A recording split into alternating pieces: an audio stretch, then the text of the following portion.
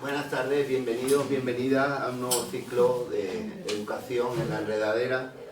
Este ciclo que presentamos esta temporada tiene un formato diferente al habitual y pretendemos que tenga una mirada también larga en la continuidad en el tiempo, porque las sesiones no van a celebrarse a lo largo de un mes como es habitual, sino que vamos a hacerlo a lo largo de todo este curso.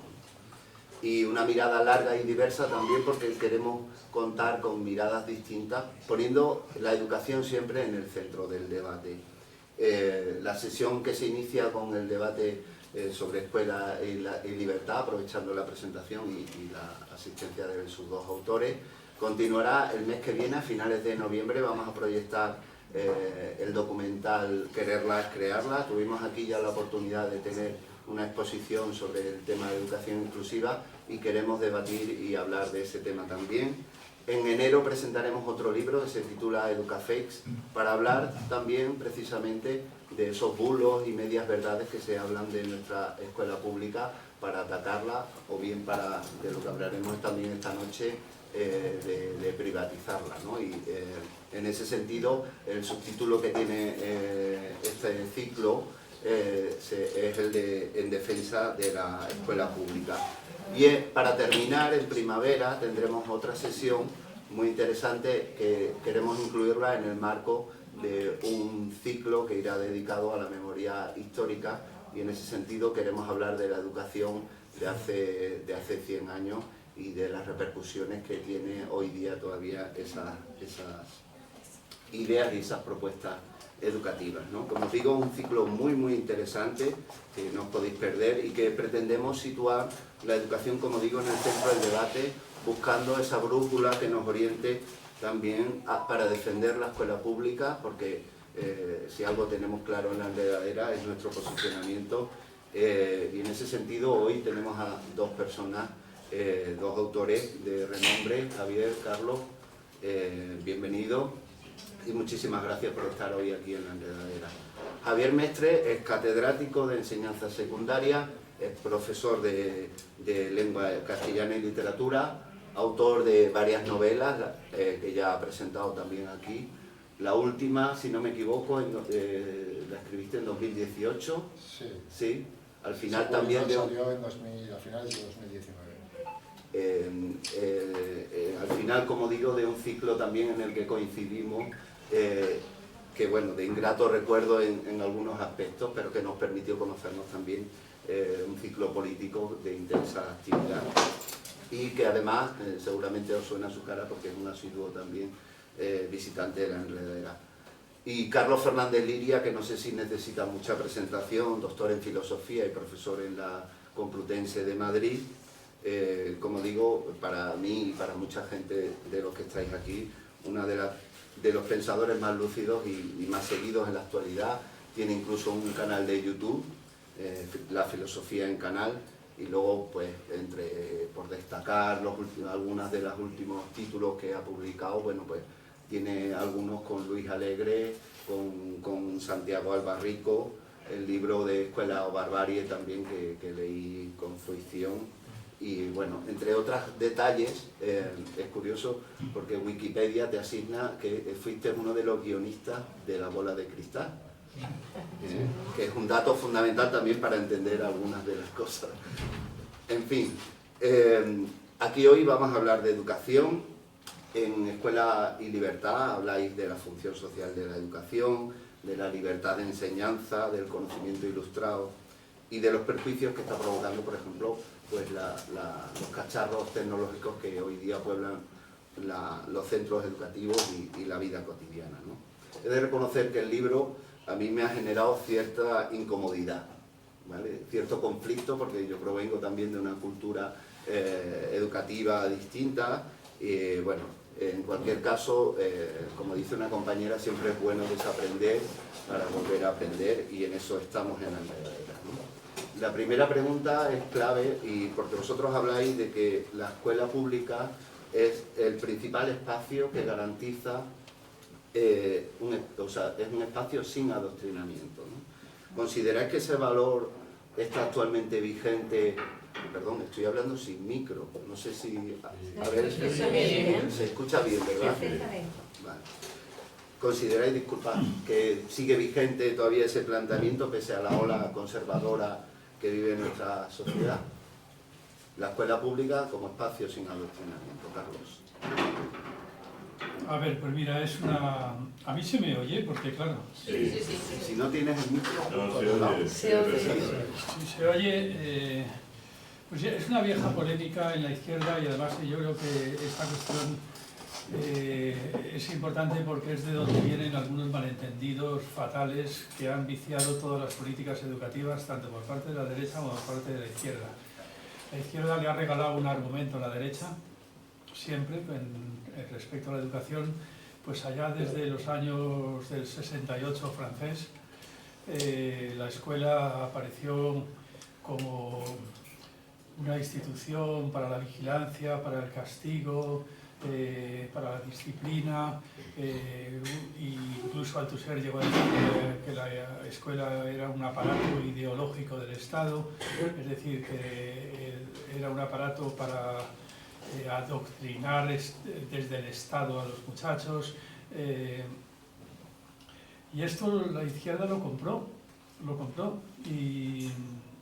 y es tremendo porque eso conviene mucho precisamente a los enemigos de la escuela pública que se diga eso, desprestigiar una institución que es en realidad todo lo contrario. Yo diría que la escuela pública es pues una de las instituciones más bellas que ha habido en la historia de la humanidad, que hay que defender a capa y espada con uñas y dientes. Y precisamente hay que insistir mucho en que si es bella es entre otras cosas porque es estatal y porque es pública, es decir, porque precisamente por ser estatal y pública es imposible en la escuela pública el adoctrinamiento, porque, hombre, sí estás en un estado en el que no hay división de poderes, es decir, si estás en un estado, en una dictadura, en la cual el gobierno puede decir qué es lo que hay que contar a los muchachos porque es la ideología oficial del partido único o algo así, sí, pero si estás en un estado de derechos, supuestamente con división de poderes, pues entonces los profesores son funcionarios, tienen libertad de cátedra, son elegidos por sorteo y cada uno es elegido en función de sus conocimientos y por tanto ideológicamente será de su padre y de su madre, como exactamente igual el profesor o la profesora de al lado. Entonces, en realidad la escuela pública es todo lo contrario que un espacio de adoctrinamiento, es el primer contacto que va a tener el muchacho con el mundo de la objetividad, con el hecho de que hay cosas objetivas. O sea, el muchacho se va a encontrar con un profesor, sí, de Vox, que se le nota muchísimo, aunque es profesor de matemáticas, pero se le nota por los comentarios, por lo que sea. Se va a encontrar al lado con un profesor de sumar, se va a encontrar con que luego va a haber un fascista homófobo dando clase de gimnasia, pero luego resulta que va a haber una profesora de lengua que es lesbiana y un gay queer dando clase. Es decir, se va a encontrar una enorme diversidad, al mismo tiempo que se va a encontrar en clase, sentado al lado, él que a lo mejor es hijo de izquierdas, de padres de izquierdas, pues se va a encontrar a un testigo de Jehová. O al revés, un testigo de Jehová se va a encontrar con un ateo educado por padres de izquierdas, no sé, con un musulmán, con un budista. Es el mundo de la diversidad. Y yo siempre les digo a mis alumnos de filosofía, ¿no?, que la objetividad para el ser humano es una cosa muy difícil y que no hay ninguna voz de los cielos que te pueda decir lo que es objetivo y lo que no. No hay ninguna voz que te diga, este es el que tiene razón, este es el discurso que tiene razón. No.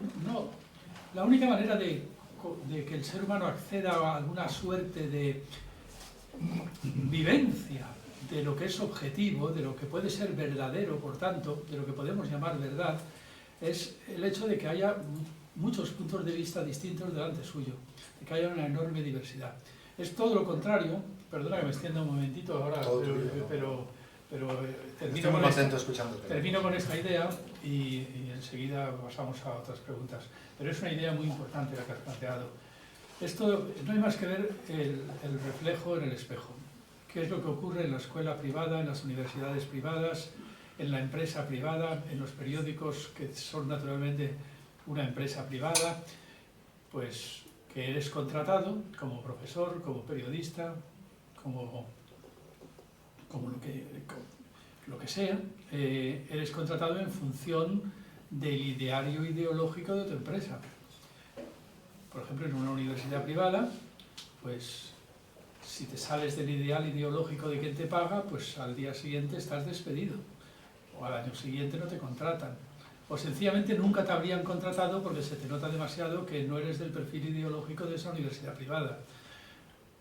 Con lo cual, lo que te encuentras es una enorme homogeneidad en la plantilla de profesores y también mucha homogeneidad en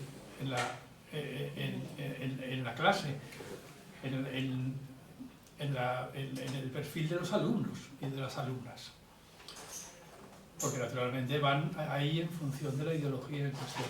Entonces, eso que dijo Althusser, que claro, eso era un pensador de izquierdas, la escuela es el primer aparato ideológico de Estado. Perdona, es todo lo contrario. Si es un aparato de Estado, no puede ser ideológico porque ni siquiera lo puede intentar. Es que aunque lo intentara no lo conseguiría. No lo conseguiría. No hay manera de adoctrinar en la escuela pública. En mi universidad, en mi facultad de filosofía, pues hay profesores de derechas, profesores de izquierdas, profesores creyentes, profesores ateos.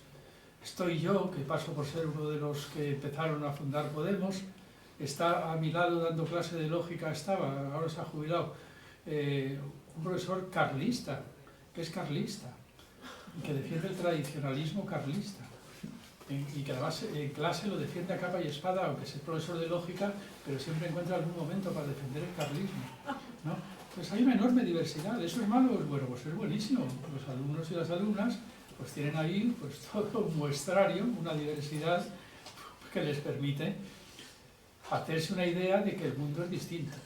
Todo lo contrario de lo que ocurre en el ámbito de la escuela privada, que eso esencialmente es escuela pública o escuela privada. Una de las dos cosas.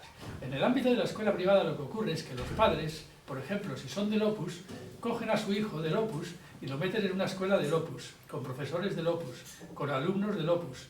De tal manera que hasta los 18 años el alumno está en una cárcel del Opus, sin darse cuenta de que existe, más allá del Opus, algo que podemos llamar mundo objetivo. Mundo objetivo, que no quiere decir que alguna secta tenga más objetividad, sino que hay otras cosas. Y como hay otras cosas, pues el Opus no es el mundo mismo. Bueno, pues la derecha, toda la ideología de derechas, está encantada de poder llamar libertad de enseñanza al derecho que tienen los padres a meter a sus hijos en una cárcel durante 18 años. En una cárcel ideológica donde se les va a adoctrinar en la misma doctrina que defienden ellos en sus casas. De tal manera que la escuela se convierte en una mera prolongación de la familia. Déjalo ahí. Todo lo contrario, todo lo contrario de lo que ocurre en la escuela pública, donde los padres no tienen más remedio que dejar a sus hijos, más allá de sus propias doctrinas e ideologías, frente a la diversidad enorme que tiene el mundo mismo. Y aquí lo dejo, efectivamente. Disculpa, no te quería interrumpir simplemente porque queríamos luego profundizar en ese esto lo vamos concepto de la doctrina. No, pero conviene marcar las pautas, porque aquí yo creo que... Mira, este es un libro de batalla, que pretende ser una herramienta para que los profesores puedan defender la escuela pública. Y el mayor enemigo es ese prejuicio, por eso le hemos llamado Escuela de Libertad, ¿verdad? Ese prejuicio por el cual la libertad de enseñanza consiste en la libertad que tienen los padres de encarcelar a sus hijos en su propia secta religiosa o en su propia secta ideológica. Sí, en cualquier caso, en el libro hablamos precisamente, discutimos la idea de libertad de enseñanza con la que fueron recientemente al Parlamento cuando hicieron una especie de fetiche de la LOMLOE, porque la LOMLOE no es nada de lo que decía la derecha que iba a ser, ¿no? Pero se pusieron ya de uñas por si acaso, ¿no? Y fueron a defender la libertad de enseñanza, ¿no? Y en el libro hablamos de que en realidad, ¿qué es la libertad de enseñanza? Porque donde se enseña con libertad es en la escuela pública. De hecho, la escuela pública todavía hoy en España es un dispositivo construido para defender esa libertad de cátedra, esa libertad de enseñanza, que está en el artículo 20 de la Constitución y que es lo que explica que tengamos un sistema de oposiciones que es muy criticado, pero que tiene algunas cosas muy buenas. Porque en realidad, en el sistema de oposiciones, el tribunal está formado por profes elegidos por sorteo. Salvo el presidente o la presidenta del tribunal, el resto de miembros son por sorteo. O son los profes que haya, porque yo fui hace 2 años tribunal en Ávila y para las oposiciones de Castilla y León, y éramos todos los profes de lengua de Ávila. Con lo cual, ¿cómo podía la administración controlar de algún modo a quién elegíamos? O sea, elegíamos los profes realmente existentes. ¿Puede la administración tener algún control de a quién se hace funcionario? No. Y luego somos funcionarios públicos, ¿no? Yo a mis alumnos les hago leer Miau, de Benito Pérez Galdós, un libro que recomiendo mucho más que este, que es una gran novela en la que nos explica Pérez Galdós, con la patética historia del señor Villamil, la necesidad de los funcionarios públicos. Porque el señor Villamil es un cesante, es un señor al que la cruel administración española cesa porque cambia el poder. Entonces, cuando alternaban conservadores y liberales, pues la política que hacían era la misma, pero lo que hacían era vaciar a todos sus enchufados unos y metían a todos los suyos los otros, ¿no?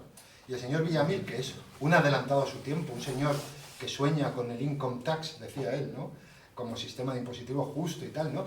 El señor Villamil es retirado de su trabajo siendo el más competente y el mejor amante de la hacienda pública, ¿no?, el menos corruptible y menos corrupto de todos, lo apartan de su trabajo cuando le quedan apenas unos pocos meses de cotización para poderse jubilar con una pensión, ¿no?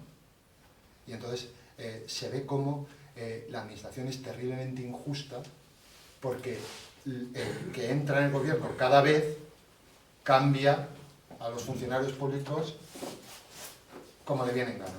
¿Con el sistema de función pública? Pues sí, podemos arrastrar malos profes o profes difíciles mucho tiempo, pero conseguimos un beneficio mucho mayor.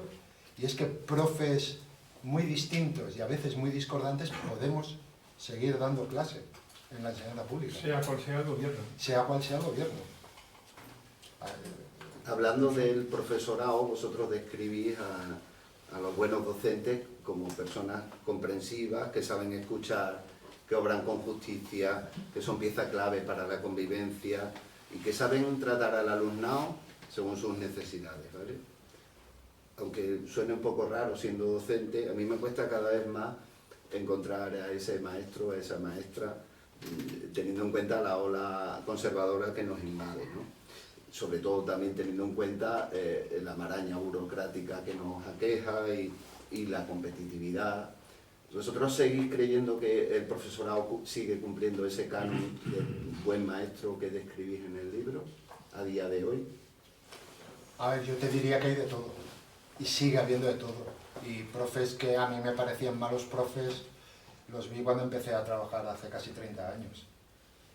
Y a veces yo he sido un mal profe.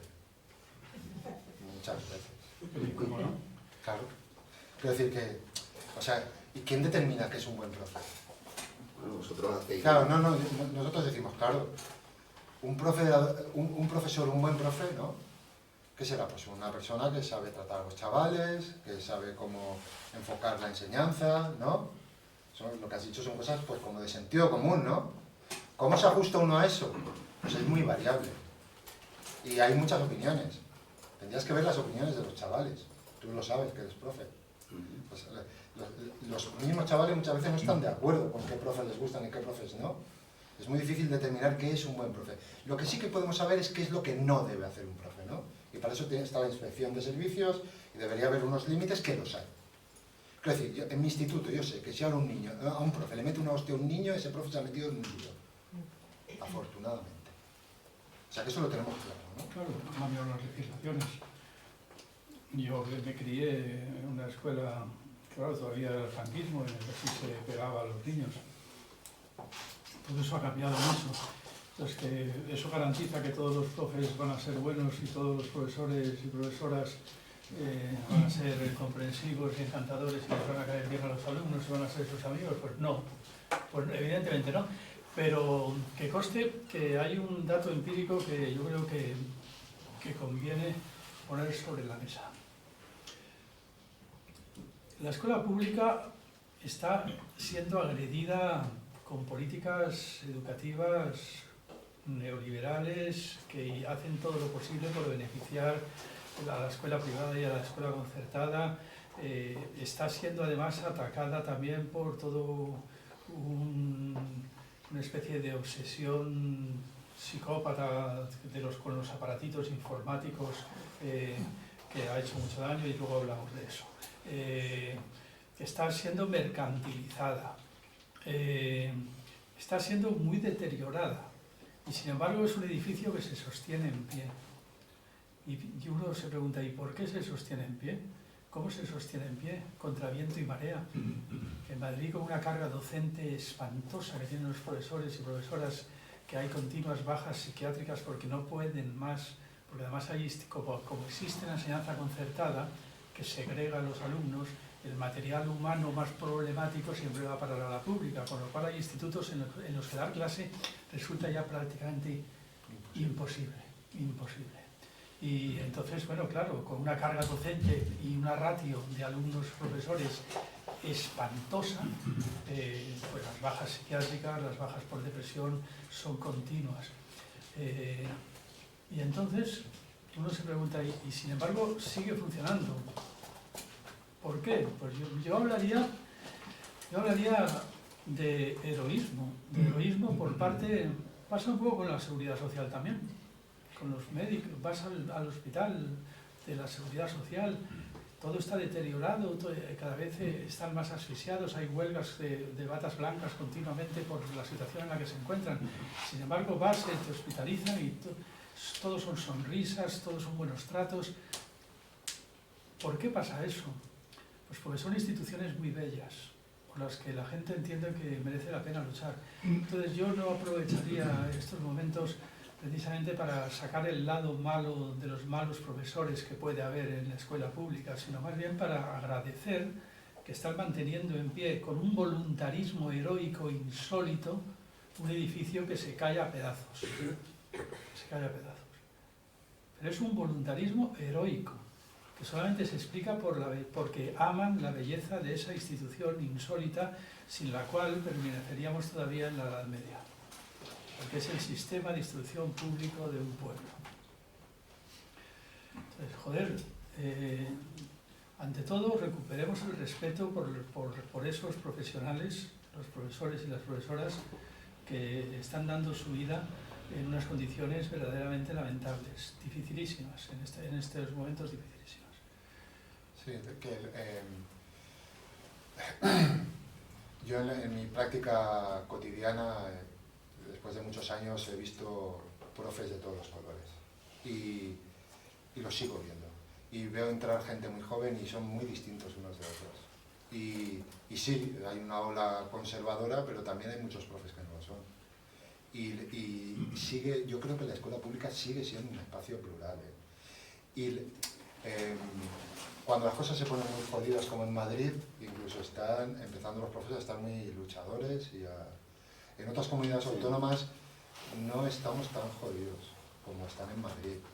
O sea, el panorama que ha descrito Carlos, que es la tendencia, la vanguardia es Madrid, ¿no? Y en Madrid sí, la situación de la pública es particularmente catastrófica, porque además en Madrid, como comunidad autónoma, yo creo que es de las primeras, junto con el País Vasco y Cataluña, que tienen una problemática distinta por todo el rollo de la concertación de los centros, de las cooperativas y demás, pero Madrid es de las comunidades normales, digamos, ¿no? La primera que ha pasado este umbral del 50-50, que sí, ya es más garantizada que la... Hay barrios donde más del 70% la oferta de centros concertados. Pues la ratio de alumnos es impresionantemente más alta en Madrid y también la carga docente de los profesores. Exacto. Son 3 horas más por semana. Sí, por ejemplo, en Castilla y León, que es donde yo trabajo, tenemos una carga docente en secundaria de 17 horas lectivas semanales y en Madrid van a 20. O sea que hay una diferencia notable. Pero que esa es un poco la tendencia. Madrid marca, digamos, marca un programa político, ¿no? Sí. Que es, en cualquier caso, ese ataque a la pública, ¿no?, también se ha concentrado en el proceso privatizador que sufrimos, ¿no? Lo estabais explicando antes, ¿no? Y explicáis también que utilizan básicamente una herramienta que es la legislativa, y habláis de que la LOMCE y la LOMLOE pues son las últimas que han ido ahondando en ese problema de la privatización, ¿no? ¿Cómo podríamos revertir ese proceso? 4 o 5 medidas que habría que tomar de manera inmediata, y la primera medida que adoptaríais si fuerais nombrados ministros de Educación. Bueno, yo te puedo decir lo que contesté a una periodista del Mundo, que me hizo exactamente esa pregunta. que ya no te habla. Y que ya no me habla, pero es que me dijo que ella no podía no podía poner eso en el periódico. Digo, pero si me has preguntado y el entrevistado soy yo. No, contéstame otra cosa. Pero no, es que claro, yo le dije, para revertir, la primera medida para sostener a la escuela pública es suprimir la escuela concertada y que desaparezca la segregación, el filtro que segrega la parte más problemática de la población social hacia la pública. De tal manera que hay institutos públicos impracticables y la gente, incluso compañeros míos, defensores de izquierdas, defensores de la escuela pública, a sus hijos les llevan a la concertada porque saben que les condenan a muerte si les llevan al instituto público de su barrio, porque saben que es impracticable. Entonces, lo primero, suprimir la concertada, cosa que el PSOE pudo haber hecho en 3 legislaturas con mayoría absoluta y ni siquiera lo intentó. Pero es que la escuela concertada va ganando. La escuela privada, y yo diría que incluso suprimir la privada. Prohibir la privada, que se puede. Hay países en que, claro, sí, dices, ¿y cómo lo haces? Que eso no. La libertad de enseñanza, es que la libertad de enseñanza no es la libertad de crear tu secta, es la libertad que tiene el hijo de librarse de la secta de sus padres, la libertad que tienen los hijos de librarse del adoctrinamiento de la familiar. Y la libertad que tienen los profes de enseñar como buenamente consideran. Exactamente. Es el espejo, ¿no? Que se llama libertad de cátedra y que no existe por definición en la escuela privada, porque en la escuela privada, si no comulgas con el ideario de la empresa que te contrata, sencillamente eres despedido. Entonces, a ver cómo entendemos eso de libertad. Por eso hemos llamado, el caballo de batalla es el asunto de la libertad.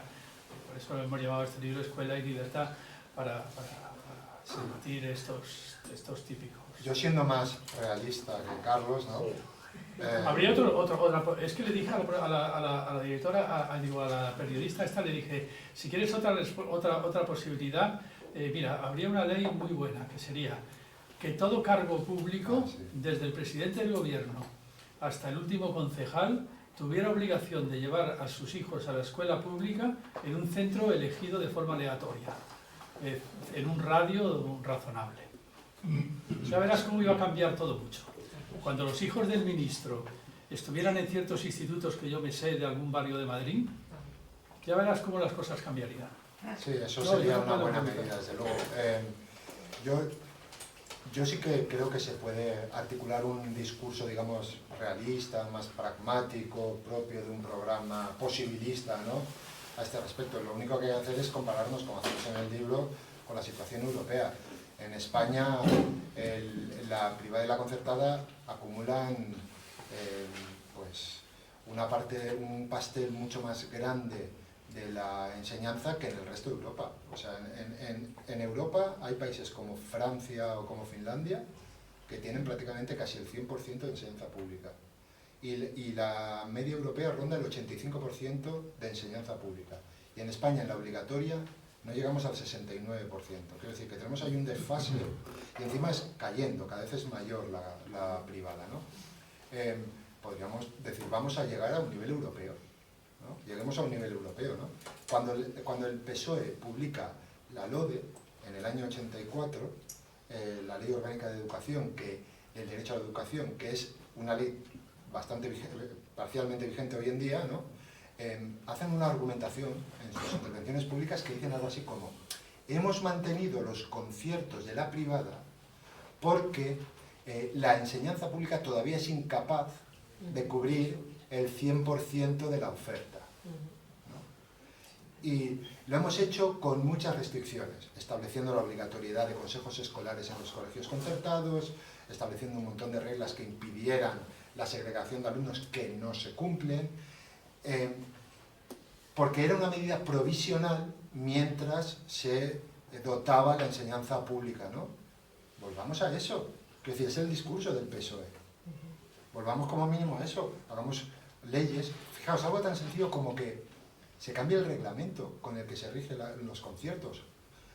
Los jueces, interpretando el reglamento con el que se rigen los conciertos, hay varios casos de jurisprudencia también que se ven en el libro, cuando hay un conflicto en el cual la administración, como sucedió hace poco en Valencia, la administración decide que en un distrito hay menos alumnos y por tanto vamos a cerrar el concierto para que los alumnos, lógicamente, vayan a la pública, los jueces dan la razón a la privada y tienen que cerrar las unidades de pública y mantener el concierto privado. ¿Y eso por qué es? Por un reglamento publicado por el PSOE, que está todavía vigente. Cambiemos mínimamente ese... Porque eso le pasó al PSOE de Valencia, al PSOE con Compromís. Bueno, la consejería era de Compromís, pero le pasó al PSOE de Valencia. Joder, ¿por qué no cambian ese puñetero reglamento? Es que no lo han cambiado con la LOMLOE. O sea que ahora, cada vez que hay un problema de este estilo, gana siempre la privada. Habría que cambiar el reglamento y hacer que cuando venza un concierto, la administración pueda decir, se acabó. Y en determinadas condiciones, si no hay suficiente matrícula, que tenga prioridad, por supuesto, en la enseñanza pública. Eso son cosas básicas. ¿Que te monta a la derecha el pollo defendiendo sus privilegios? Bueno, pues, discúteselo, habla en cualquier caso, ¿no?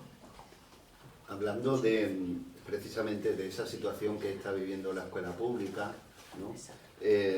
Actualmente se presenta también, decís en el libro, como un solucionador de problemas sociales irresolubles, ¿vale? Utilizáis esa expresión, ¿no? Y que deberían aumentarse en ese caso las ayudas sociales porque en realidad la escuela no tiene esa obligación, no tiene esa función, digamos, ¿no? No tiene la función de tapar los agujeros del sistema del Estado, ¿no? En cualquier caso, mientras se aumentan esas ayudas sociales o se mejora el sistema de salud mental, ¿no? Para atender todos esos casos que habéis hablado, no solo del profesorado, sino del alumnado, de la familia, de la sociedad en general, ¿qué hacemos con esa parte de la sociedad, ¿no? Que está sufriendo también esas situaciones? Y mientras tanto, ¿qué hacemos con esa población, con ese alumnado que va a lo que aquí en Extremadura se llama actualmente los centros de atención educativa preferente, los de antiguamente de difícil desempeño, ¿no? ¿Qué podríamos hacer mientras pasa eso? Que desgraciadamente no podemos articularlo porque no tenemos posición de ejecutarlo, ¿no? ¿Qué podríamos hacer mientras con esas familias, con ese alumnado, desde vuestra mirada? Ahora ya el verbo es importante. ¿Qué podemos hacer y qué podríamos hacer? Son dos cosas distintas. O sea, la pregunta es ¿qué podemos hacer aquí y ahora? Pues los profes poner voluntarismo, básicamente. O sea, ¿qué es lo que ponemos? Poner voluntarismo. Herramientas tenemos pocas. Tú lo sabes, Raúl. Herramientas tenemos pocas, pero es que con esto hay un problema. En serio, hay un problema. Y es que, ¿qué es la escuela? ¿Cuál es la función primordial de la escuela? La escuela, esa institución tan bella, ¿no? Tiene como eje, consideramos como eje central, algo así que podríamos llamar la democratización del conocimiento. Es decir, que el conocimiento, las artes, el conocimiento, lo que es la cultura letrada, la cultura ilustrada, ¿verdad? No sea un privilegio de las élites, sino que se extienda en lo posible en la sociedad, ¿no? Entonces, a cuenta de atender las situaciones, los problemas sociales, ¿no? Si le quitamos a la escuela esa función, estamos haciendo un pan con unas hostias. Y lo peor de todo es que se nos hace una especie de chantaje, nos dicen, vosotros tenéis que afrontar estos problemas sociales, porque si no, estos problemas no los afronta nadie. Y si tenéis que renunciar a vuestra función como escuela, no pasa nada, porque todo está en Google.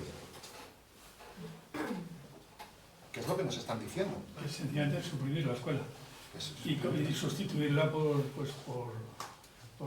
una formación profesional generalizada y una guardería, y una prisión, precisamente, una institución disciplinaria para mantener a los jóvenes en algún sitio.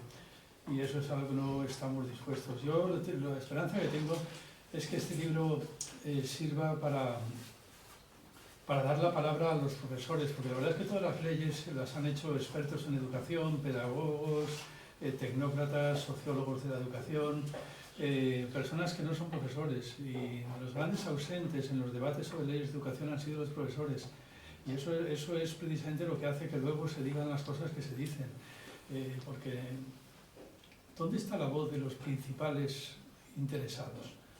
Que son, por una parte, los alumnos y las alumnas, y los profesores y las profesoras. ¿Dónde está? Entonces, por ejemplo, estos lemas que gustan mucho en las legislaciones. La escuela tiene que adaptarse a la sociedad. Bueno, yo es que diría siempre que la escuela no tiene por qué adaptarse a la sociedad, porque la escuela, desde los tiempos de la Revolución Francesa, se inventó para aspirar a una sociedad mejor. La escuela tiene que adaptarse a una sociedad mejor que esta.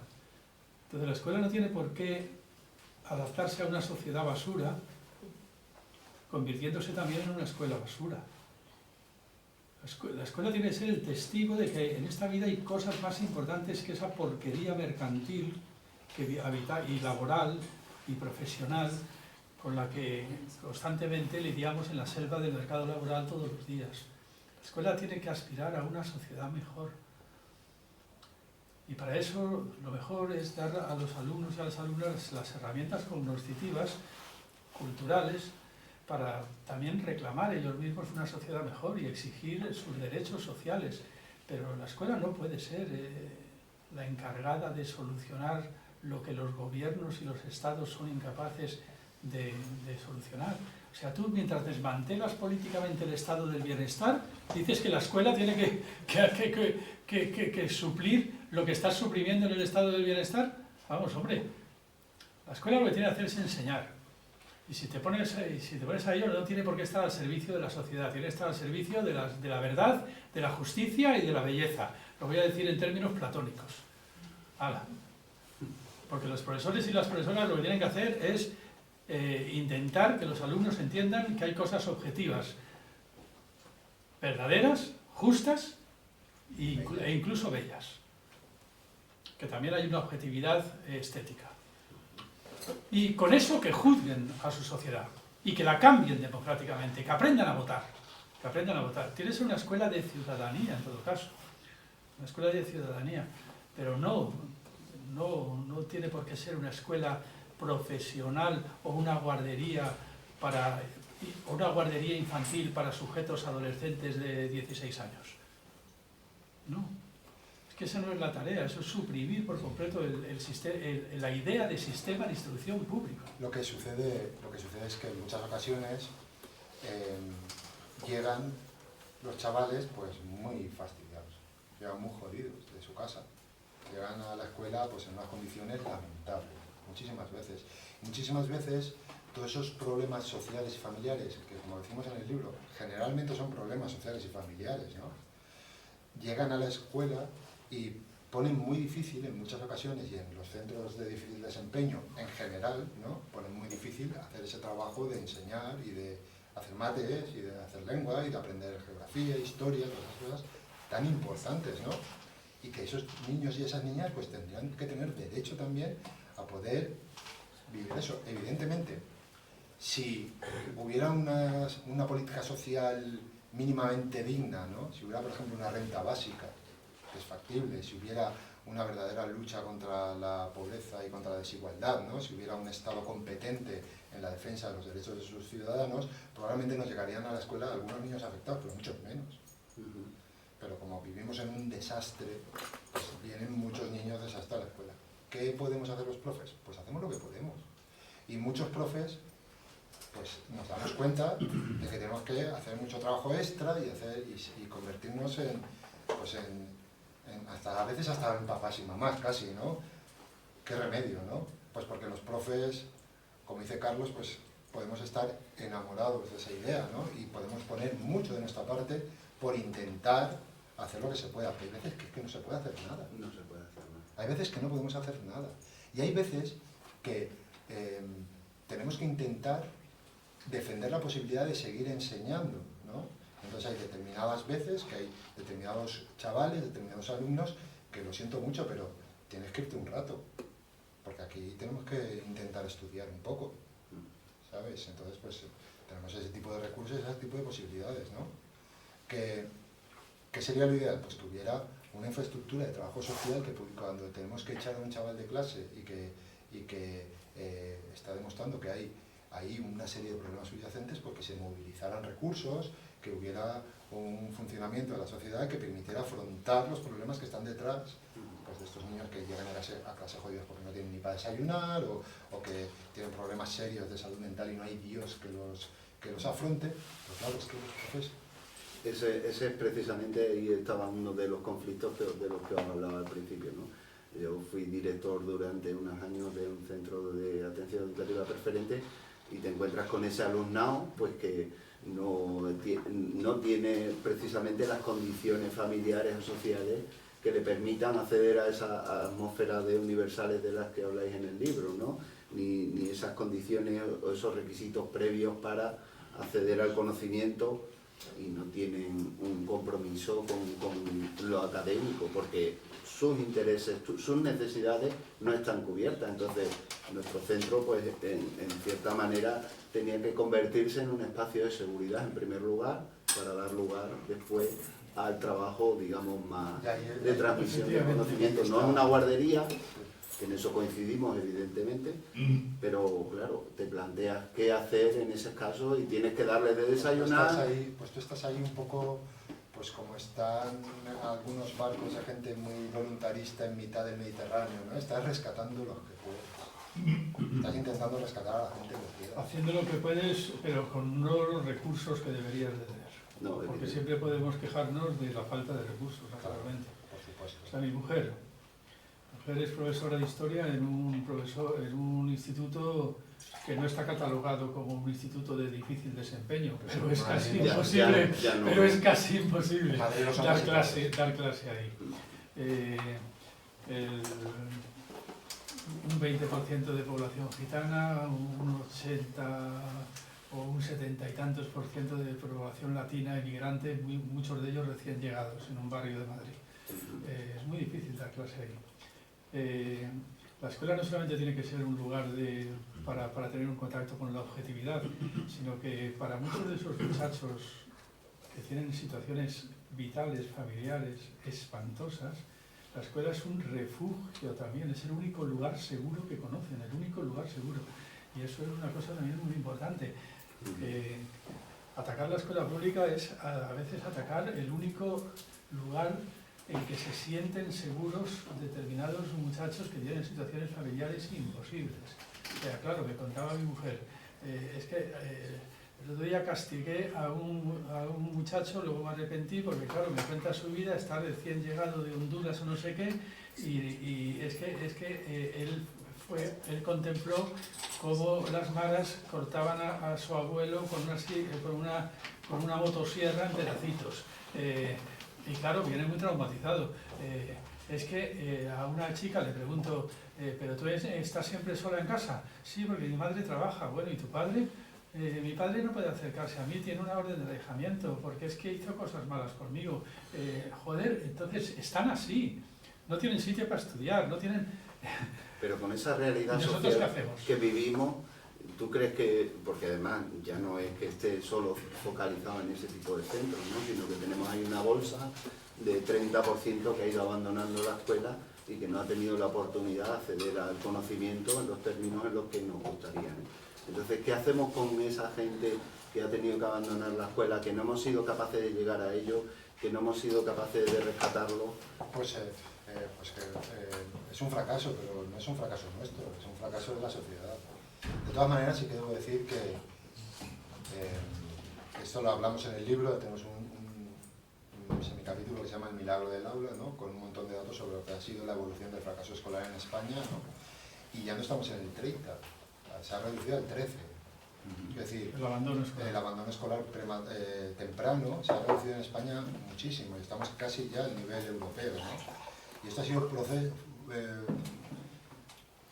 a ver, se han dicho muchas cosas sobre esto, pero yo creo que es de sentido común entender que ha sido básicamente el producto de que, a pesar de que se han promulgado un montón de leyes delirantes sobre la educación, el Estado ha seguido pagando aulas y profes, incluso en centros de difícil desempeño, ¿no? Entonces, hay una ley de hierro que dice que cuando en una familia los padres tienen estudios universitarios, hay un 75% de probabilidades de que los hijos sean también universitarios. Cuando en una familia los padres tienen un título de grado medio, digamos, ¿no? Han conseguido terminar el bachillerato o un ciclo formativo de grado medio, tienen un 60% de probabilidades de que sus hijos lleguen a la universidad, ¿no? Entonces ha habido un goteo constante que ha hecho que en España, cuando había un 30% de abandono escolar, había un 24% de padres y madres universitarios. Ahora tenemos más de un 40% de padres y madres universitarios y el fracaso escolar o el abandono escolar temprano se ha reducido al 13%. Es un proceso... a ver, no, esto no es ser triunfalista. Esto es constatar que algo tan sencillo como tener aulas y profes con un sistema público que abarca pues el 60% de la educación, ¿no?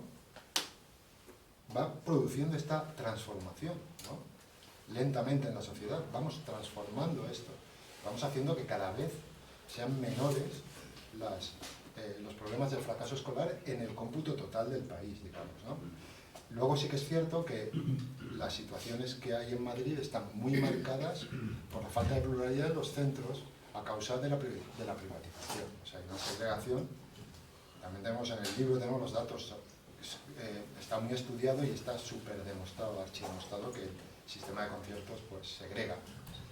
Y en Madrid lo que se produce es un proceso de segregación que hace que la pública sea siempre de difícil desempeño, digamos, ¿no? Y se concentran ahí los problemas. Si en un centro educativo público este tipo de problemas sociales están en un entorno de mayor pluralidad social, con mayor presencia de chavales variados y hay más presencia de situaciones sociofamiliares más sanas, ¿no?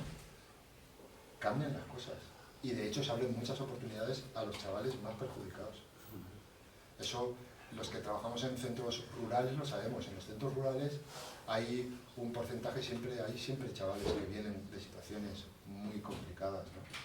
Y vemos que muchas veces el mero hecho de estar en este lugar seguro, expuestos a esa pluralidad, les abre a muchos la puerta a tirar para adelante y estudiar y trascender las condiciones, ¿no? En las que se han tenido que esperar.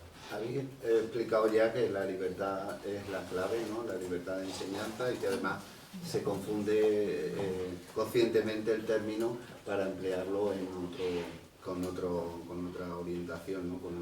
Con otro significado. La libertad es un valor social que garantiza la diversidad, decís en el libro, ¿no? El cumplimiento de los derechos de la infancia, es un antídoto, como hemos explicado, del adoctrinamiento, sirve para la transmisión de conocimientos que están basados en el principio de impersonalidad, que no confundirlo con la individualización de la enseñanza, ¿no? No se debe. De hecho, explicáis que habría que librar de las particularidades en el aula, ¿no? Sin embargo, si estamos garantizando el derecho a la educación, hay un derecho que es el derecho a la educación inclusiva, que también promulgó la ONU en el año 89, si no me equivoco, y que luego España ha ratificado en distintos documentos, ¿no? En 2008. En vuestro planteamiento, ¿cómo se garantiza ese derecho a la educación inclusiva, teniendo en cuenta que las particularidades ahora mismo pueblan nuestras aulas, sobre todo en la educación infantil, en la primaria, está llegando a la secundaria, y empezáis a vislumbrar también esa realidad? Yo ahora mismo tengo, por ejemplo, un aula donde de 20 niños y niñas tengo 11 y va a pasar la 12ª a ser valorada por el equipo de orientación con algún tipo de trastorno, con algún tipo de problema o dificultad de aprendizaje. ¿Cómo podemos garantizar también ese derecho a la educación del alumnado con necesidades educativas especiales? Bueno, yo creo que aquí no hace falta inventar la pólvora. O sea, tú sabes que en los años 90 los informes PISA decían que España tenía uno de los sistemas más igualitarios e inclusivos del mundo, ¿no? A partir de la LOCSE tuvo toda esta parte de delirio pedagógico en ciernes, ¿no? que fue predecesora de todos los desmanes posteriores, pero al mismo tiempo sí que es cierto que estableció un sistema de atención a la diversidad que podríamos calificar, por lo menos yo me atrevo a calificar de razonable, ¿no? Consiste en que tú mismo dices, tengo 12 niños que han sido valorados o evaluados, ¿no? como chavales con necesidades especiales, ¿no? Esa es la clave. Cuando hay necesidades especiales de atención. Entonces ahí lo que necesitamos son recursos. Necesitamos ratios más bajas, necesitamos que en los centros haya gente suficiente que esté especializada en tratar a los chavales con distintos tipos de problemas, ¿no? Es decir, hace falta una inversión pública que no se da. Estamos justamente en la deriva contraria, ¿no? Que es la destrucción de los programas de compensatoria, ¿no? La reducción de la dotación de los equipos de orientación en los colegios públicos, ¿no? La reducción de las plazas de PT, AL, ¿no? Cada vez tienen que atender un solo profe, una sola profesora, tienen que atender a más niños. Necesitamos todo lo contrario, tenemos tantos problemas, pues necesitamos invertir, necesitamos recursos. Lo que no se puede hacer es lo que hace la LOMLOE. La LOMLOE se saca de la manga el diseño universal de aprendizaje. Y el diseño universal de aprendizaje es para echarse a temblar, la verdad. Porque esto viene del CAST, ¿no? Que es el centro, se llama Centro para las tecnologías especiales aplicadas, ¿no? Es un centro norteamericano que se financia con las dotaciones de algunas administraciones públicas norteamericanas de signo político que os podéis imaginar, ¿no? Ultraliberales, y fundaciones como por ejemplo la Fundación Gates. De Bill y Melinda Gates. Ellos lo ponen en su página web bien grande, que Bill y Melinda están con nosotros. Y también gente de algunas empresas muy importantes, ¿no? O sea que de ahí sale el DUA, curiosamente, ¿no? El diseño universal de aprendizaje. El diseño universal de aprendizaje plantea lo siguiente, dice: en realidad no existen las necesidades educativas especiales, todos somos especiales. Todos somos individuos especiales, particulares, y lo que hay que hacer es dar a cada niño un proceso individualizado de enseñanza. Claro, tú llegas al aula y bueno, te dice muchas más cosas que podríamos estar toda la tarde hablando de eso. Del DUA. Del DUA, pero te dicen algo así como que, claro, entendemos que hay recursos para hacerlo de manera analógica y tal, pero claro, si tú entras en un aula y tienes 30 niños o 27, ¿no? Es muy difícil. La única manera que hay verdaderamente de que cada niño esté en su tarea personalizada es darle a cada niño un ordenador. Con un software DUA adaptado.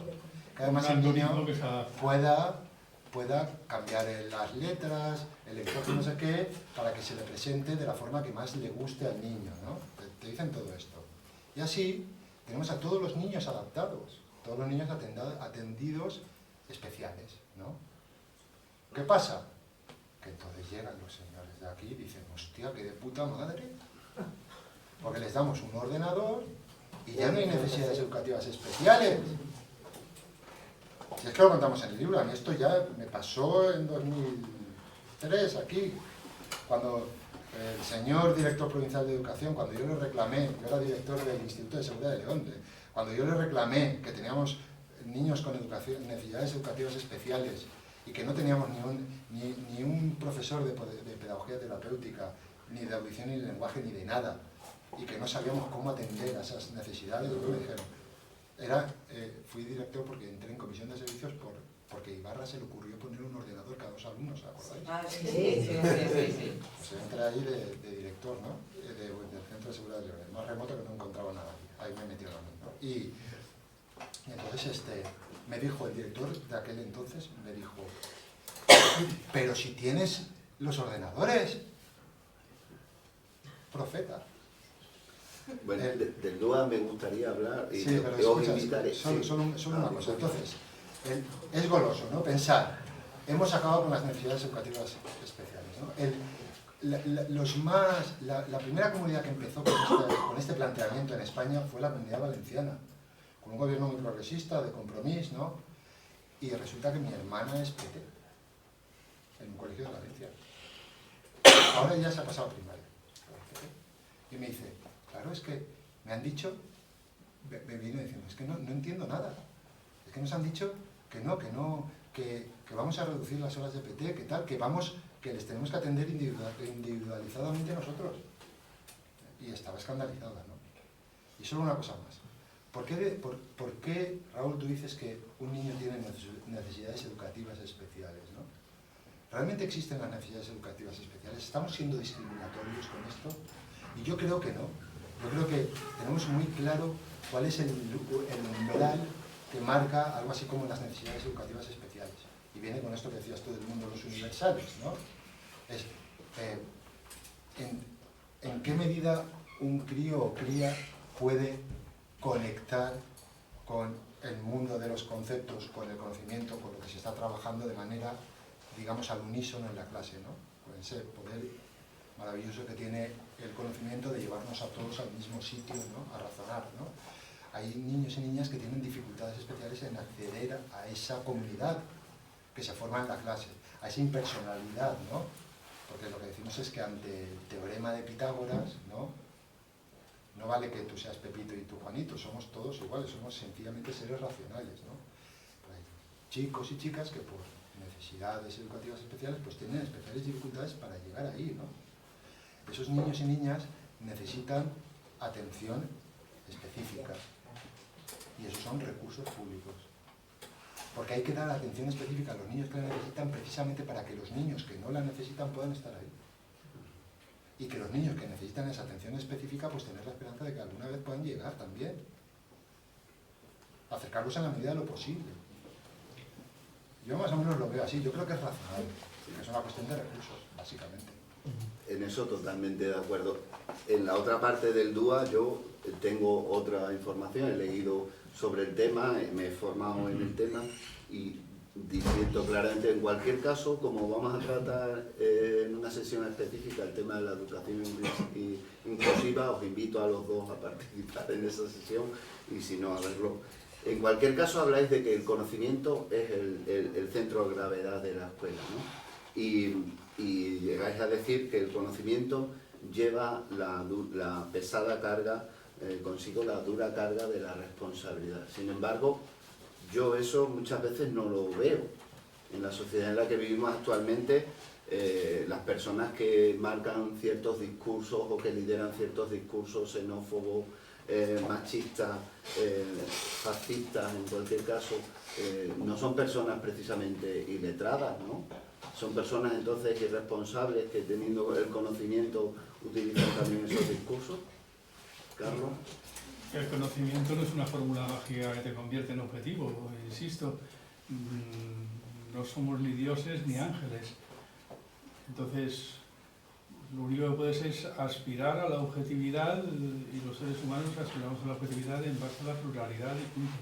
O sea, por eso digo que la escuela pública lo que tiene que proteger es fundamentalmente la pluralidad y la libertad de cátedra. Pero no hay ninguna fórmula que desde los cielos te diga lo que es objetivo y lo que no.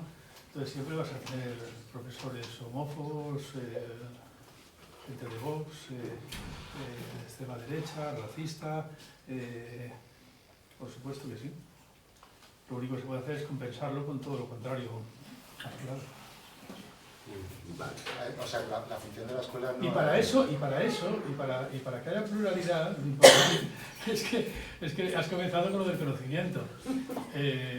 Para que haya pluralidad, el centro de gravedad tiene que ser el conocimiento, porque es el conocimiento. Si los profesores son elegidos en virtud de su conocimiento, sin preguntar de su asignación ideológica, entonces serán diversos. Mientras que si tú sabes lo que políticamente de forma correcta tiene que ser un profesor y lo eliges según un examen de oposición que te evalúe por lo políticamente correcto, lo que te va a salir va a ser profesores que tengan la misma línea ideológica del que ha inventado lo políticamente correcto en su cabeza. No, es mejor dejar que... Además es una cuestión de sentido común. Si este libro lo hemos escrito fundamentalmente para intentar que recuperemos el sentido común. Dejar que recuperemos el sentido común. O sea, que es esencial que el profesor de física enseñe física, que el profesor de matemáticas sepa matemáticas, que el profesor de lengua sepa lengua, y ya está, eso es el sentido común. Y ideológicamente ya será de su padre y de su madre. Pero dejemos eso, que ya se compensará con el profesor de al lado. Y una cosa que quería decir, o sea, en realidad en la escuela nosotros no estamos ahí para producir gente de puta madre. ¿Sabes? No estamos ahí para producir gente de izquierdas. No. O sea, en realidad, no, en serio. Yo creo que es muy contraproducente entrar en la escuela pensando voy a producir revolucionarios, ¿no? Yo creo que nosotros tenemos que tener una visión, en cierto sentido, mucho más modesta y también en cierto sentido más ambiciosa. O sea, yo creo que nosotros lo que tenemos que producir es individuos libres. Y desde la libertad tendrá que venir el resto. Cuando decimos que el conocimiento implica responsabilidades, porque el que sabe y actúa mal a sabiendas, pues tiene más responsabilidad que el que actúa mal por ignorancia. ¿Me explico? Quiero decir, el conocimiento produce responsabilidad. Y nosotros tenemos que colocar, en la medida de lo posible, a los chicos y chicas ante esa responsabilidad. Pero las opciones son suyas. Nosotros no estamos ahí para adoctrinarles para que sean buenos ecologistas. Sí, deberíamos dejar la palabra un poco a la... Sí, Yo estoy de acuerdo con vosotros en muchísimas cosas, pero no sé, yo he trabajado a nivel de gente hasta 14 años, o sea, lo que era antigua EGB y luego ya en la primaria.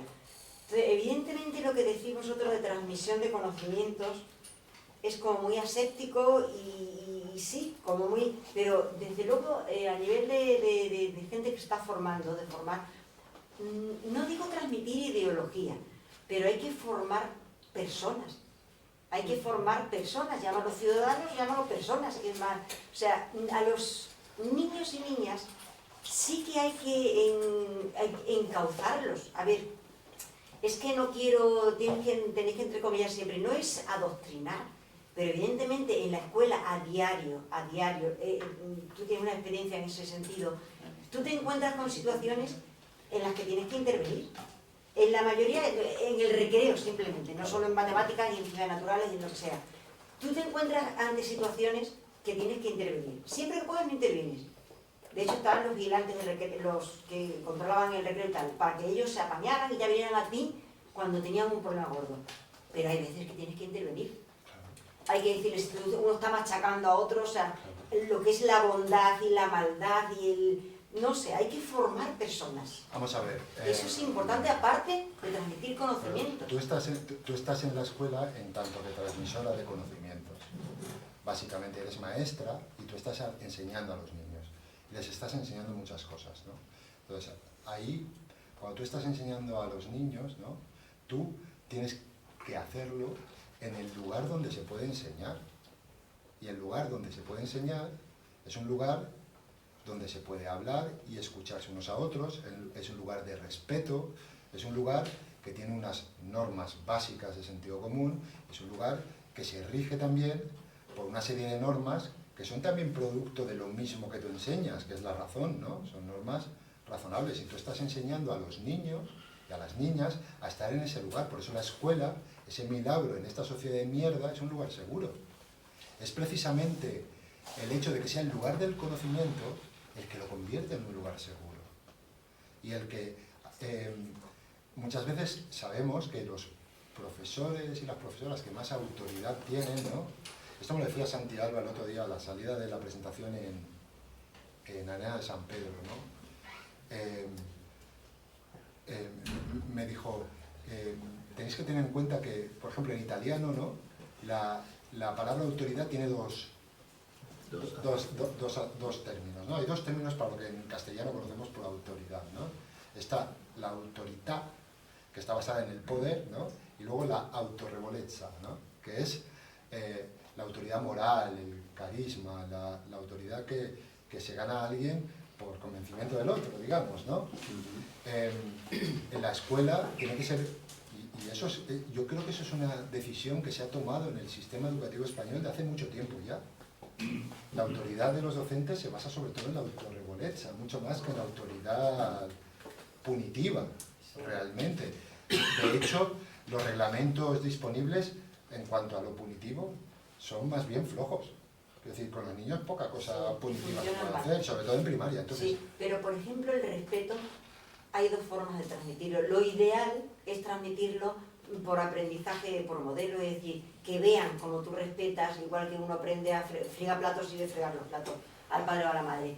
Entonces el aprendizaje por modelo es fundamental, y el respeto, lo ideal es que se aprenda de la vida, que se absorba, pero a veces hay que enseñarlo.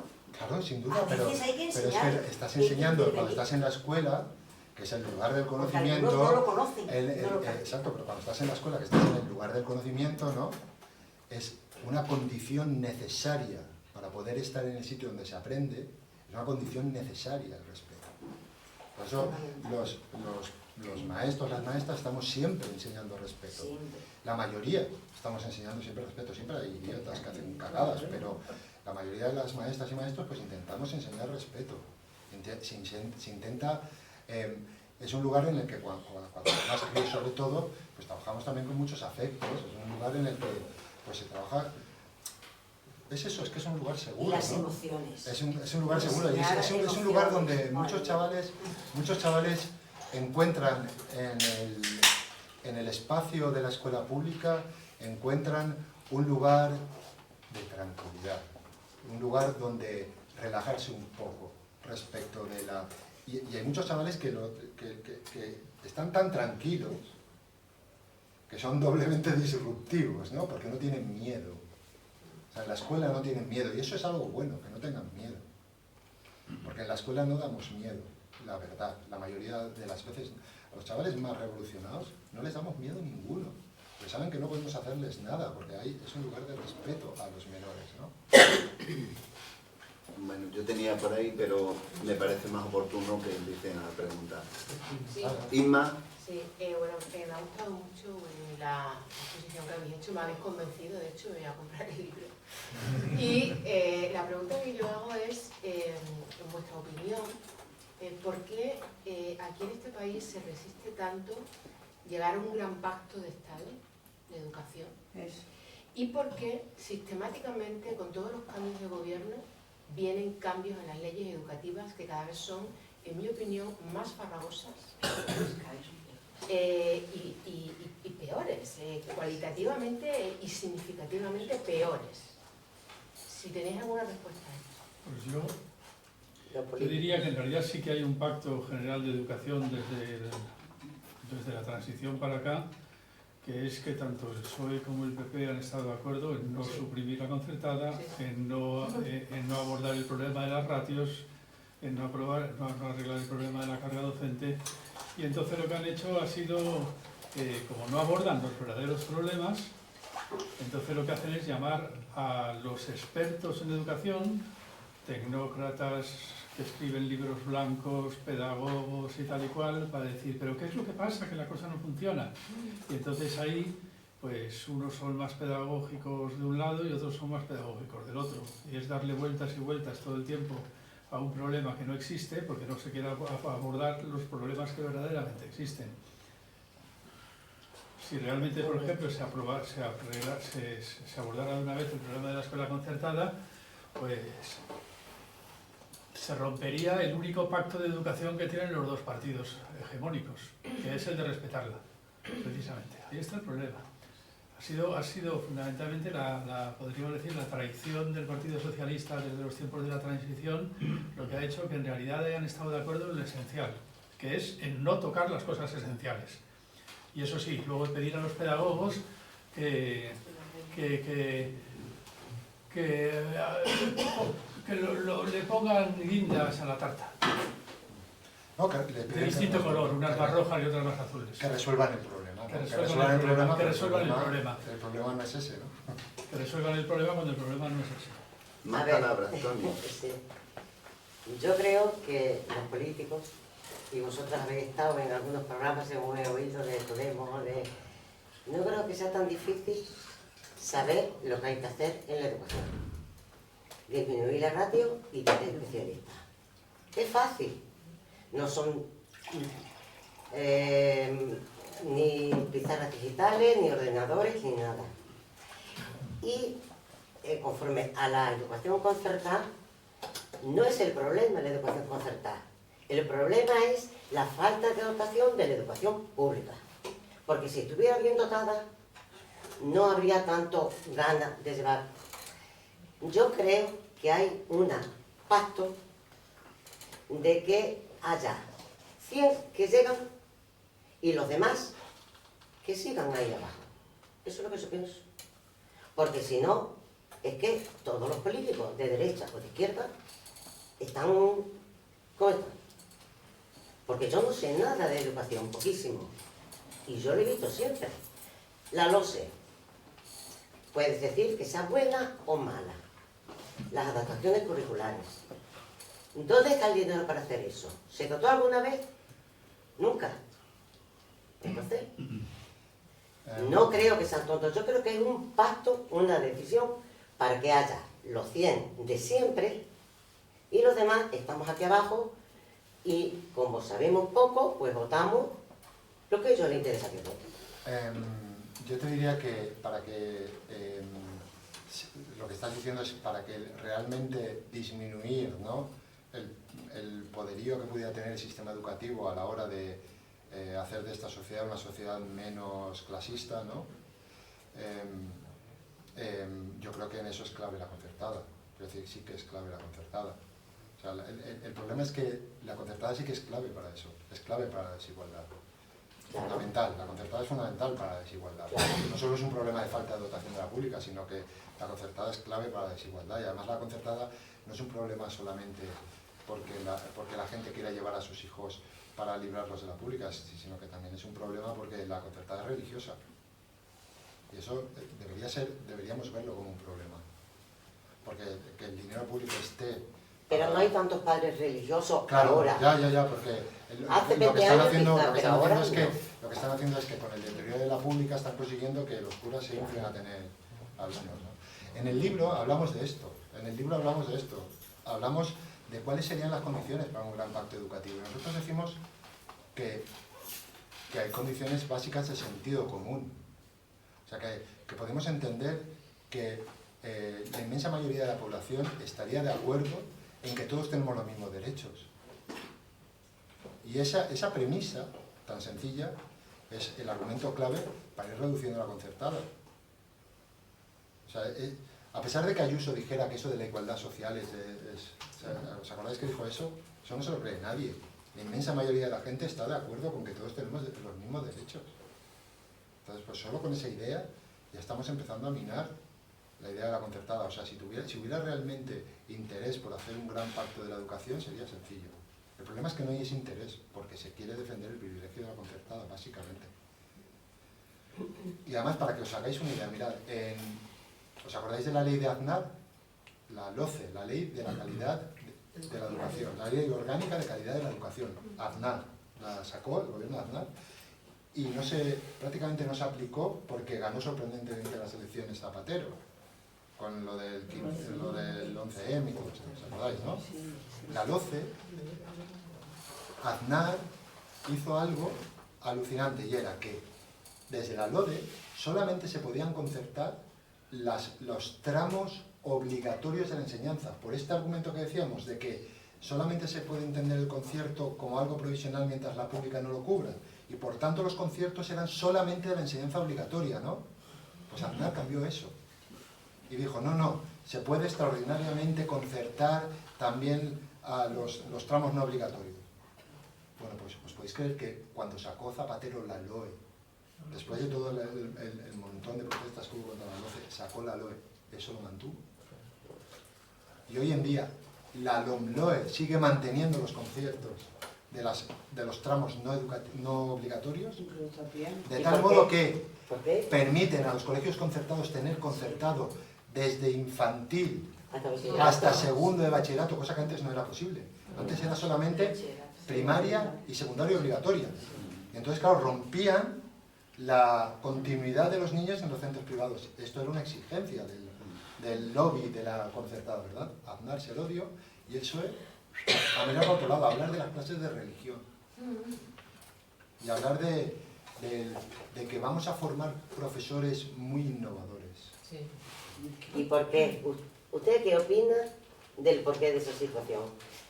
Pues porque yo creo que, por supuesto, hay un interés muy grande por parte de la Iglesia Católica, porque hay una visión clasista de la sociedad, porque hay un consenso ideológico de las élites en España que nos habla de esto, que es además algo heredado del franquismo, que ya sabéis que en España las cosas heredadas del franquismo muchas veces son muy difíciles de barrer. Sí. Enrique Díez hablaba de la clase aspiracional, ¿no? Que además hemos comprado la clase obrera, esa idea de que teniendo a nuestros niños en colegios o en institutos privados o concertados, pues van a estar mejor situados en el futuro, ¿no? Exacto. Por ahí había otra persona. Claro, luego ya que no te veo bien.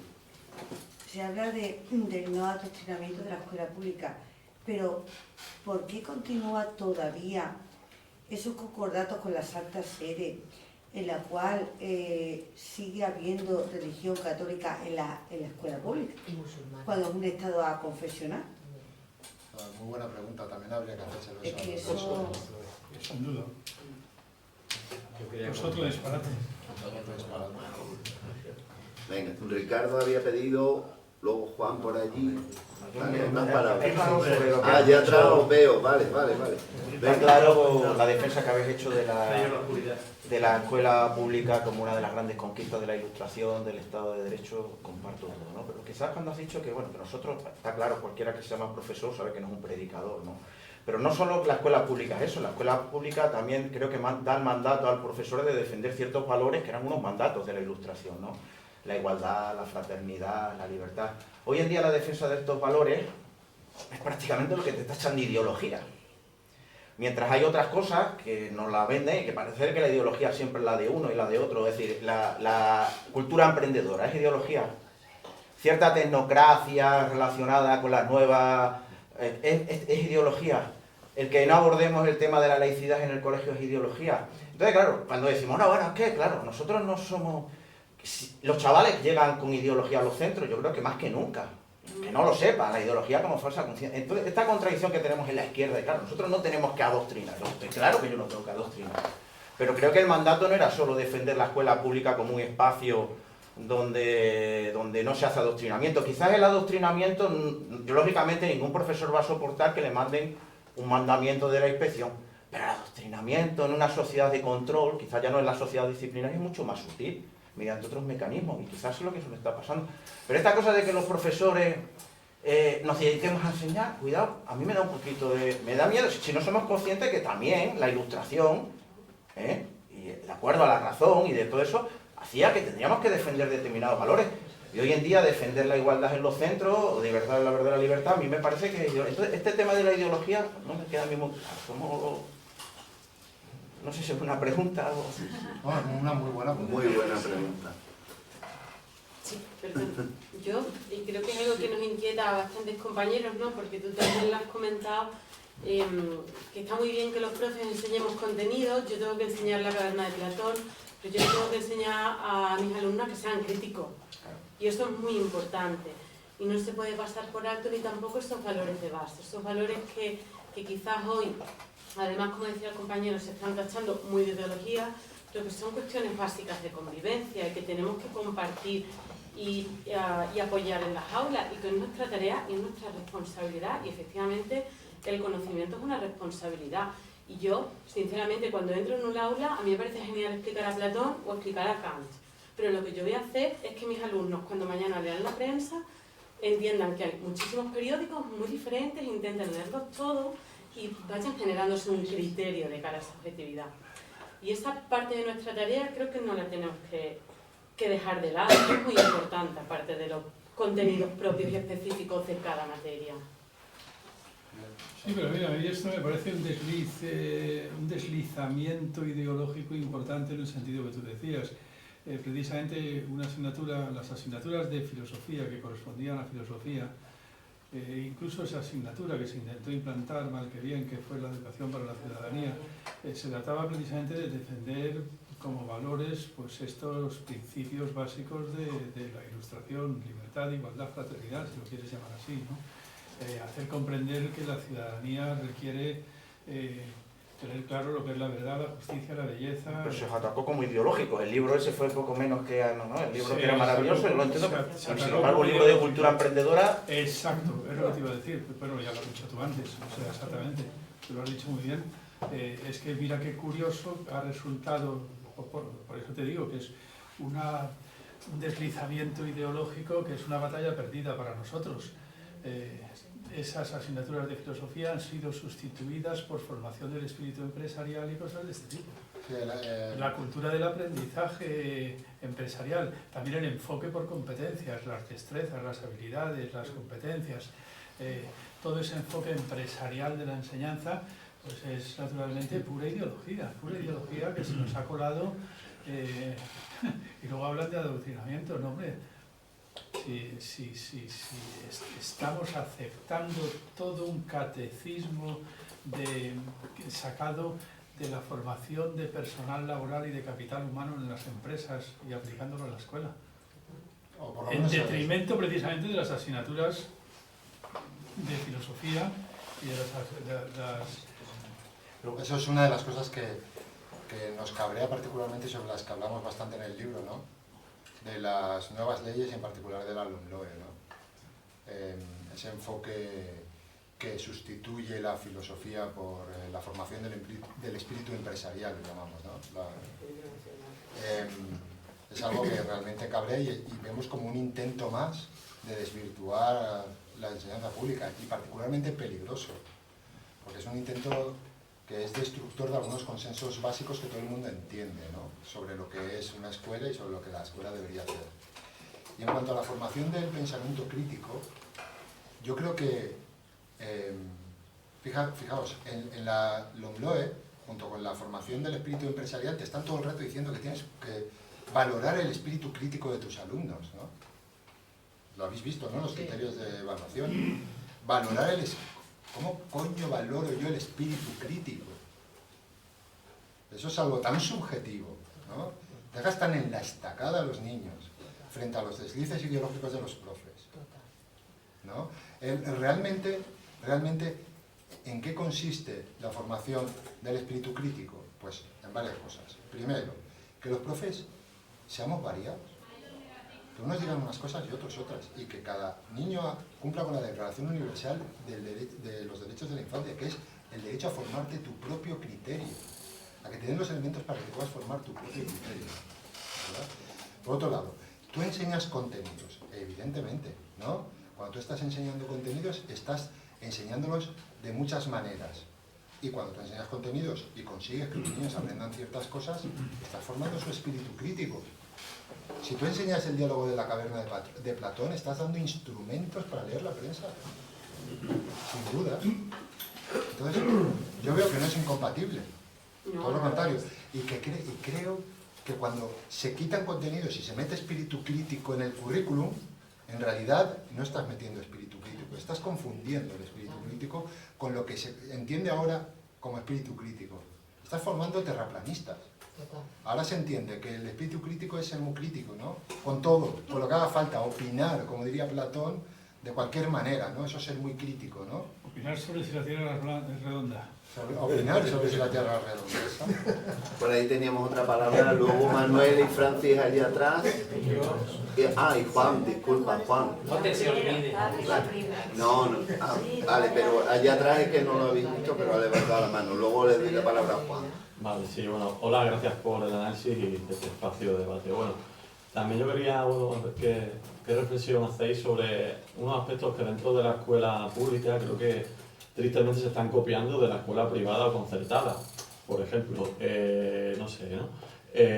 Ahora los institutos públicos están cada vez más llenos de carteles en la puerta, que si proyecto tal, que si sección bilingüe, que si no sé qué, que son básicamente estrategias muchas veces tristemente mercantiles. Habéis hablado antes de esa porquería mercantil que es la sociedad, pero creo que hasta la escuela pública tristemente lo está copiando y no estamos haciendo esa reflexión, que eso es lo que siempre ha hecho los centros privados o concertados, ¿no? Ahora, a principios de curso, estamos los profesores de la escuela pública viendo los correos que nos llegan de convocatorias para tal proyecto, tal y cual, que muchos acaban estando, aparte de porque no tenemos tiempo, porque ya tenemos bastante con los contenidos que hay que trabajar en cada materia, de hacer algo que muchas veces acaba estando, por falta de disponibilidad, vacío de contenido, pero sirven para que las redes sociales de los centros docentes estén llenas de fotos de muchas actividades que por experiencia sabemos que están vacías de contenido. Por no hablar de, lo voy a decir, aunque a alguien le pese, la estafa del bilingüismo, que creo que segrega y mucho dentro de la escuela pública. Entonces creo que en vez de hacer un análisis crítico con todas esas cosas, desde la pública estamos comprando ese discurso que es propio de los centros privados concertados.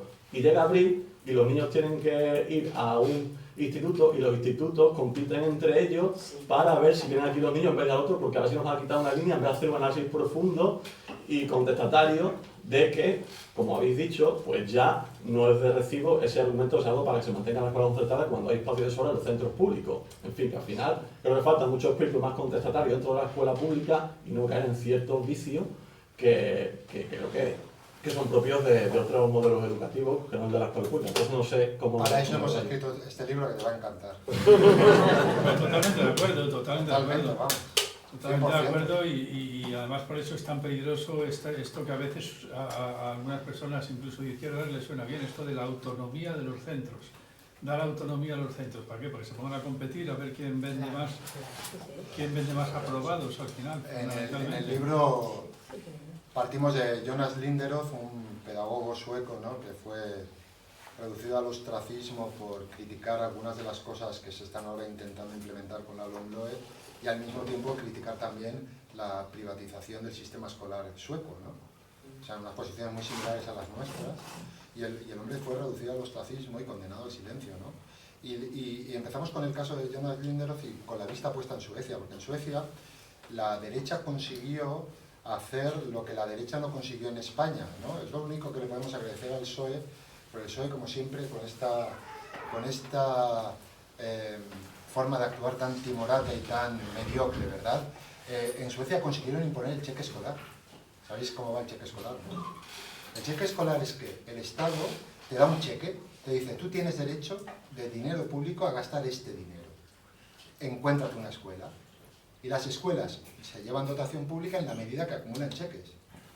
O sea, para poder pagar a los profes, la escuela tiene que ir con los cheques al ministerio. Y el ministerio les da el dinero para pagar los salarios.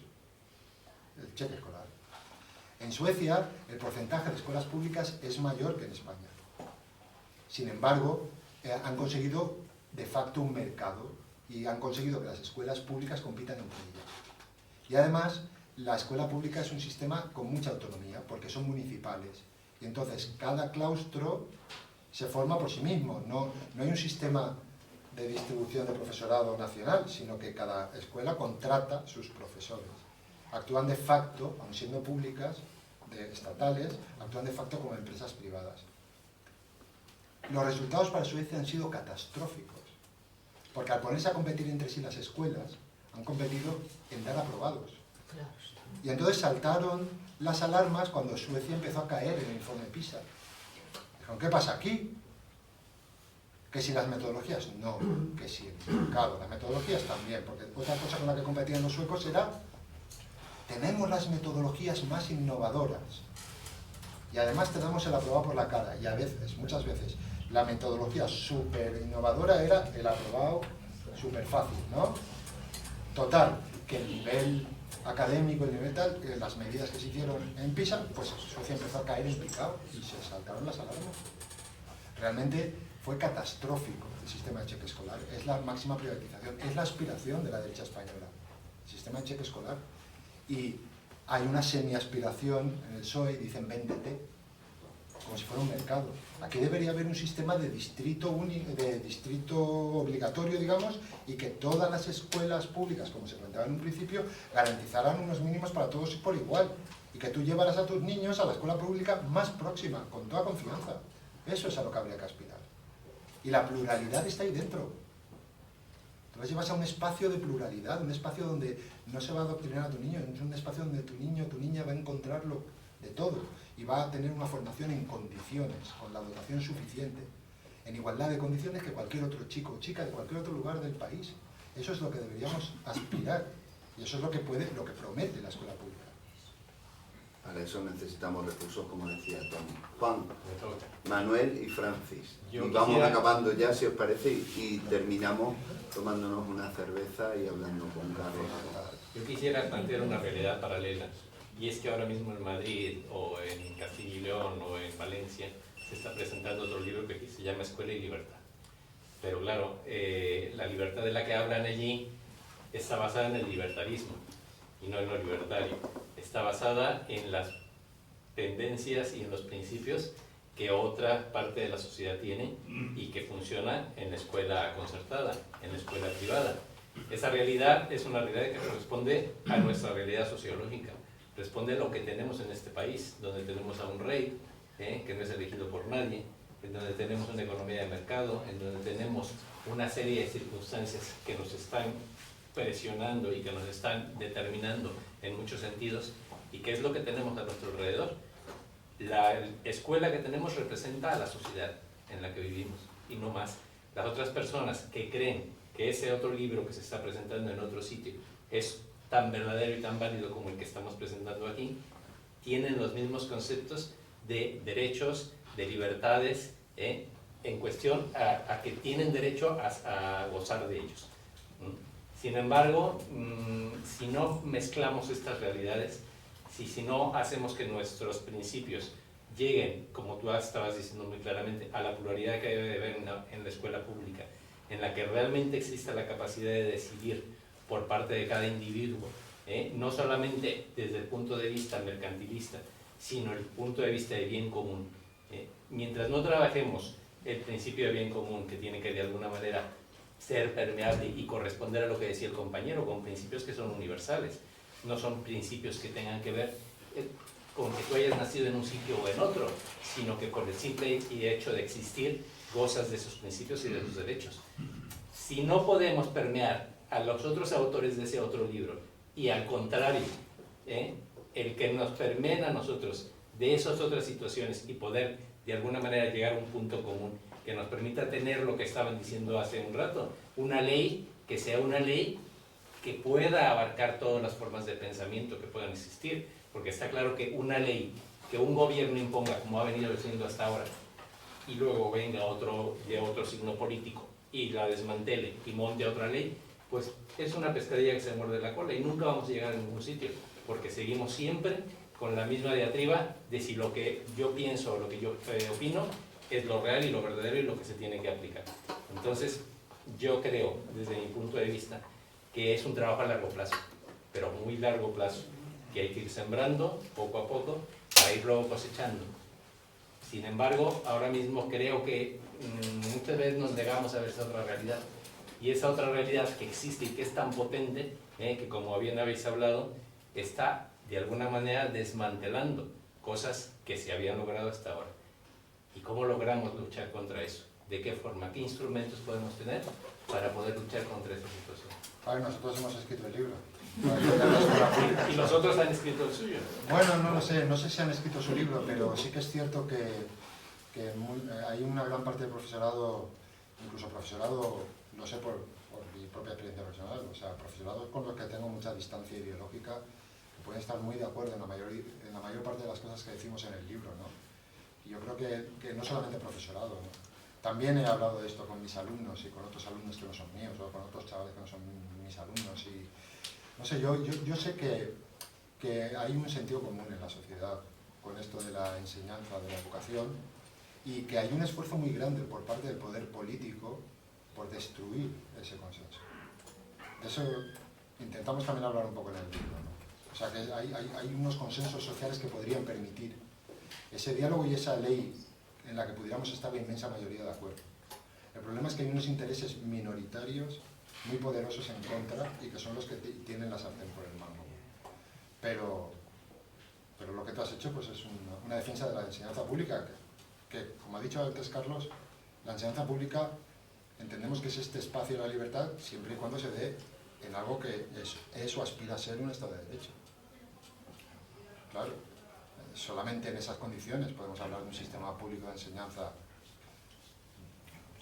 de verdad, ¿no? Público, plural y hermoso, ¿no? Un traspantojo, una cosa así.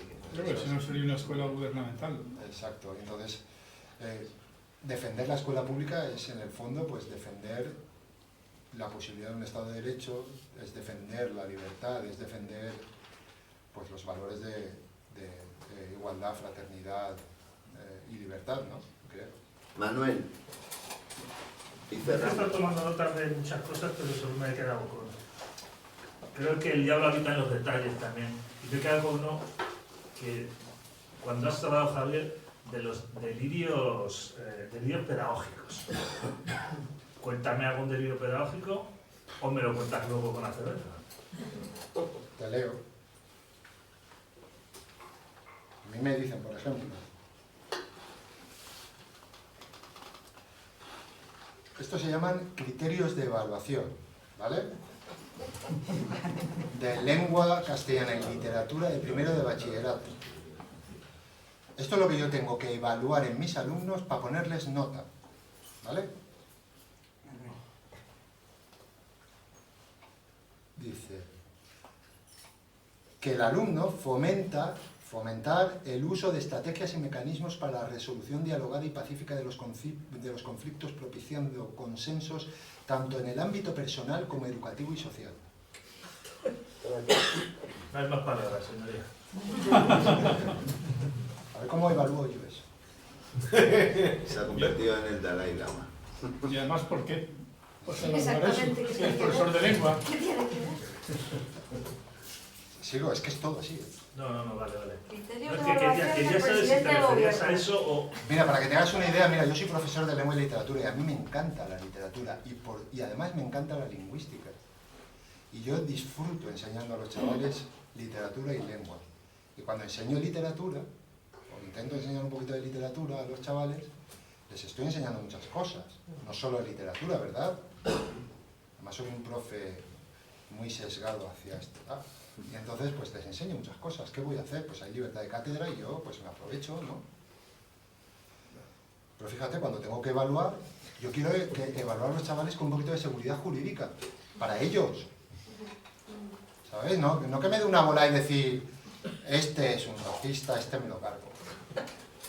¿No? Tiene que tener un poquito de... Entonces yo quiero evaluarles, pues básicamente, evaluar que han hecho un poco de esfuerzo por aprender, que han intentado entender las cosas, que se han quedado con algo, ¿no? Es lo que yo busco, ¿no? Y es lo que quiero evaluar. Bueno, pues, fíjate, de estos hay 37 en primero de bachillerato en lengua. 37 criterios de evaluación. Por su competencia. Te voy a leer el 8.4, ¿eh? El 8.4. Fíjate, este es único, ¿eh? Conocer las características generales de la literatura española desde su origen hasta el romanticismo, así como los autores y obras relevantes, valorando la aportación de los autores de Castilla y León, y utilizando fuentes bibliográficas de distintos soportes para su estudio, así como la técnica del comentario de texto literario. El 8.4 de 37. En eso han dejado la literatura. En el 8.4 de 37. A mí este criterio me parece bien. ¿Pero qué hago con todos los demás? aplicarlos. Os invito a seguir el debate tomando... quedado Francis por ahí. Vale, pues con una cervecita y algo, ¿vale?